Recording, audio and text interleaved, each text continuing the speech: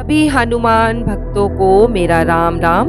दोस्तों, आज का वीडियो रिक्वेस्टेड वीडियो है। एक भाई ने मुझसे पूछा कि कुल देवी और देवता कौन होते हैं, क्या इनकी पूजा करना आवश्यक है, और अगर हमें नहीं पता है कि हमारे कुल देवी और देवता कौन है तो हम क्या करें। तो आज इन सारी समस्याओं का समाधान लेकर आई हूँ आपके लिए।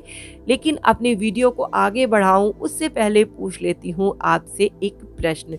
तो प्रश्न मेरा ये है कि रामचरितमानस में 7 कांड है और सबसे पहला कांड है बाल कांड। बाल कांड में कितने दोहे हैं, आपको मुझे आंसर ये करके बताना है। नंबर आपको बता रही हूँ 359, सेकंड पे है 340, थर्ड पे है 207 और फोर्थ पे 360। तो इन नंबर्स में जो भी सही आंसर हो कृपया करके आप जल्दी से जल्दी अपना आंसर मुझे भेजिए। और पिछले वीडियो में जो प्रश्न पूछा था उसका सही आंसर जानने के लिए इस वीडियो को लास्ट तक जरूर देखिएगा। दोस्तों, अब आती हूँ अपने वीडियो की तरफ। काफ़ी समय से इस विषय पर आप लोगों से चर्चा मैं खुद भी करना चाहती थी, क्योंकि कुल देवी और देवता की पूजा करना हमारे लिए दोस्तों बहुत ज़रूरी है। हम भारतीय हैं और हमारे देश में कई समाज और जाति वर्गों के लोग रहते हैं, और काफ़ी समय पूर्व से कुल देवी और देवताओं की पूजा का प्रचलन चला आ रहा है। जन्म विवाह या मुंडन छेदन वगैरह जो आपके घर में मांगलिक कार्य होते हैं दोस्तों, उसमें अगर आपके घर में बड़ी बुजुर्ग आपकी दादी नानी होंगी तो वो अलग तरीके से अपना भजन गाती रहती हैं। तो अगर आप उन्हें ढंग से सुनेंगे तो वो भजन जो करती हैं उसमें वो कुल देवी देवताओं को न्योता देती हैं कि वो आकर उनके कार्यों को सुचारू रूप से, जो मांगलिक कार्य हैं, बिना बाधा के निपटे। शादी विवाह में भी इस तरीके के गीत गाती हुई महिलाओं को आपने सुना होगा।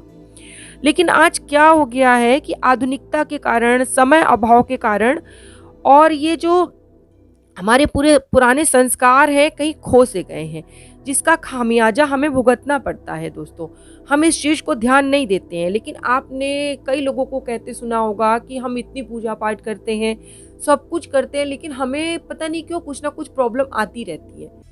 तो उसका कहीं ना कहीं एक कारण आपके पितृ देवता की नाराजगी हो सकती है, आपके कुल देवता की नाराजगी हो सकती है, जिसको हम लोग ध्यान नहीं देते। दूसरा सवाल आता है कि क्या कुल देवी देवता अलग अलग होते हैं? तो जवाब है बिल्कुल अलग ही होंगे। कुल अगर अलग है तो देवी देवता भी अलग होना स्वाभाविक है। कुल देवी या देवताओं को एक निश्चित स्थान पर स्थापित किया जाता है, और वो स्थान हमारे कुल या वंश का मूल स्थान होता है। जैसे उदाहरण के लिए मान लीजिए कि आपके दादा परदादा जहाँ रहते थे, पुराना आपका कोई गांव होगा। अगर आप कभी गांव गए हों तो आपने वहाँ पे छोटे से मंदिर में किसी देवी को स्थापित देखा होगा, या पीपल के वृक्ष पे आपने देखा होगा कि लोग पूजा करते हैं, बरगद के वृक्ष पे पूजा करते हैं, तो उन्हें बरम बाबा के नाम से माना जाता है। वो ही हमारे कुल देवी देवता होते हैं। ये वो ही देवी देवता होते हैं जिनकी हम रोज पूजा करते हैं। लेकिन गांव में उन्हें अलग रूप से, अलग नाम के साथ स्थापित किया जाता है। तो इसका ये बिल्कुल मतलब नहीं है कि हम अगर अपनी इष्ट की पूजा कर रहे हैं तो हम इन्हें भूल जाएं। नहीं, आपको भूलना नहीं है।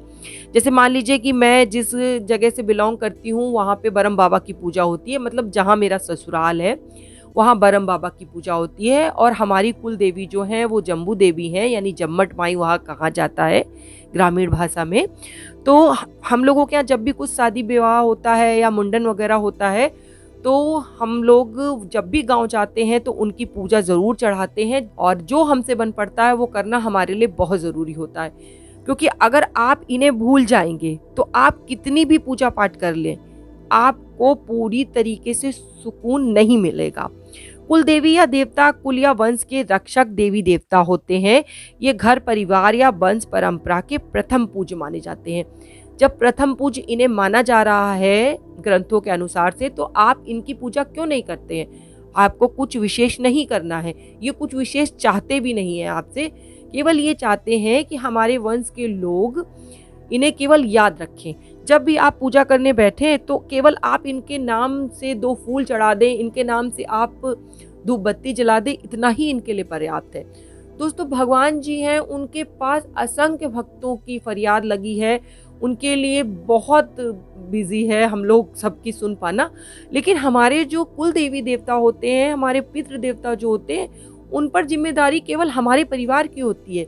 तो अगर आप उनसे प्रार्थना करेंगे, उनके अनुसार उनकी पूजा आराधना करेंगे, तो वो कर सकते हैं जो कोई नहीं कर सकता है।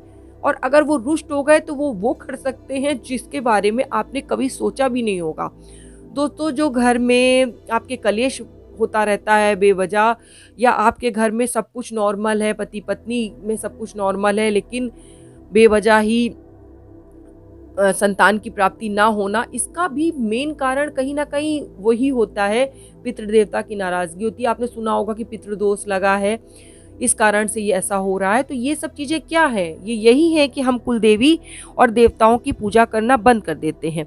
तो ये अच्छा नहीं होता है। हमें अपने कुल देवी देवताओं के विषय में पता लगाना बहुत ज़रूरी है।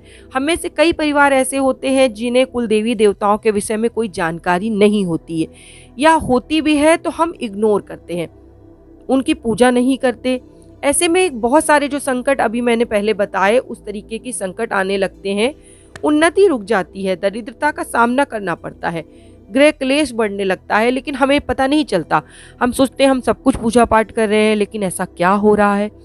तो आप अपने कुल देवी देवताओं के विषय में जानकारी प्राप्त कीजिए, अपने बड़े बुजुर्गों से इस विषय में जानकारी लीजिए कि आपके कुल देवी देवता कहाँ हैं। और अगर आपको कुल देवी देवता के विषय में जानकारी नहीं है, तो मैं आपको बताऊंगी कि आपको किसकी पूजा करनी चाहिए जिससे आपका ये दोष समाप्त हो जाए। इसके लिए आप मुझे कमेंट कीजिएगा, मैं अलग से वीडियो बनाऊंगी इस पर।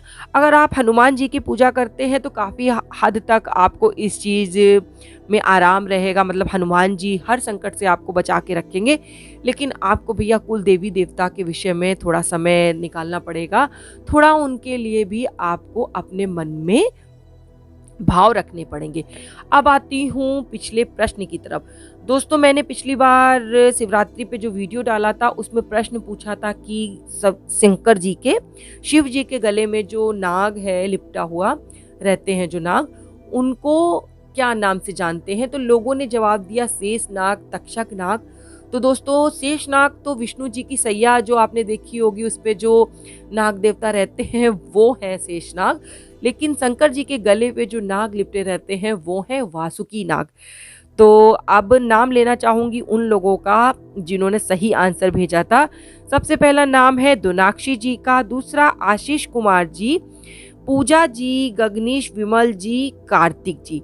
आप सभी लोगों को मैं बधाई देना चाहती हूँ और मैं बाबा से प्रार्थना करती हूँ कि बाबा मुझे सुनने वाले और आपकी जो भी सच्चे दिल से प्रार्थना करे, आपको जो भी पुकारे, बाबा अगर उनमें सच्चाई है तो आप उनकी ज़रूर मदद कीजिएगा। उनके और उनके परिवार के ऊपर अपनी कृपा दृष्टि ऐसे बनाए रखिएगा। मेरे बाबा ऐसे ही हैं दोस्तों। तो इसी के साथ अपना वीडियो यहीं समाप्त करती हूँ। जय श्री राम, जय बाबा की।